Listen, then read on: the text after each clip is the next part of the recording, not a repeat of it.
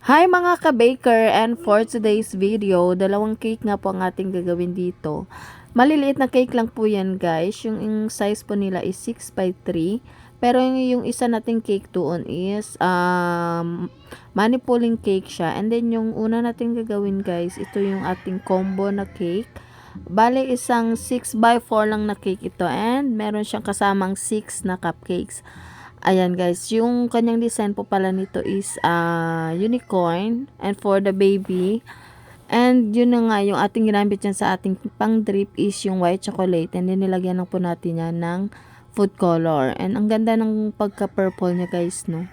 And ganyan na nga guys, yung mga cupcakes is dyan lang din mismo sa cake board ko ilalagay. Kasi doon sa aking sample na picture is ganyan po yung ating design. Pero hindi na natin isa-separate pag i-box na po natin yan. Diyan na lang talaga. Bale, ang ginawa ko palang pandikit is yung glue stick, and dinikit ko siya sa board para kahit na ilagay natin sa box is hindi siya maalis sa kanyang sa kanyang place.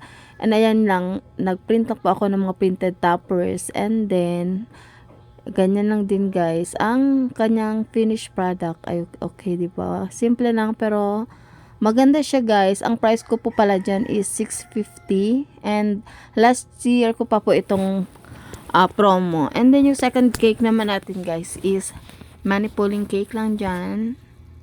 And then yung amount niya po is 1.5, and ang kapitbahay ko lang po ang may order nito.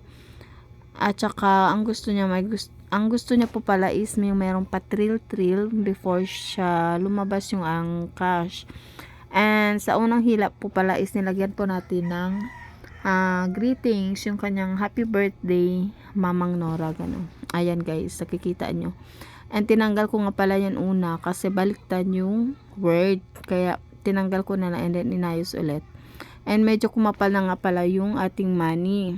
Sabi ko nga dapat maximum of 15 bills lang kasi magka-crack yung ating cake, kasi ang ginamit ating cake dyan is maliit lang. Pero carry naman, na-adjust ko naman yung bills, is na-roll ko talaga hanggang sa sisikip siya para kahit papano mabawasan yung kanyang pagkakapal.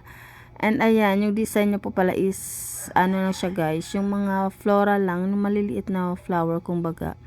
And simple lang yung kanyang design, bali white lang yung kanyang frosting dyan.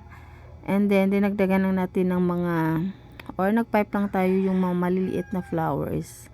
And ayan, ganyan lang siya guys. Ayan, and then after po natin papakinisin is lalagyan lang po natin yan ng kanyang wave na design.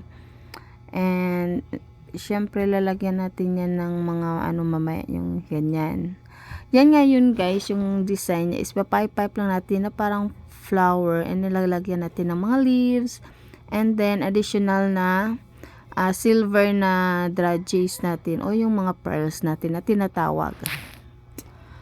Ayan, and ganyan lang po talaga guys yung kanyang design. And nagpadagdag lang po pala dyan si sir ng name ng kanyang mama, kasi ang ginawa ko po dyan sa stick na yun is nilagyan ko lang din po ng happy birthday na topper. Ayan, yan na po ang ating finished product, and thank you for watching. Bye!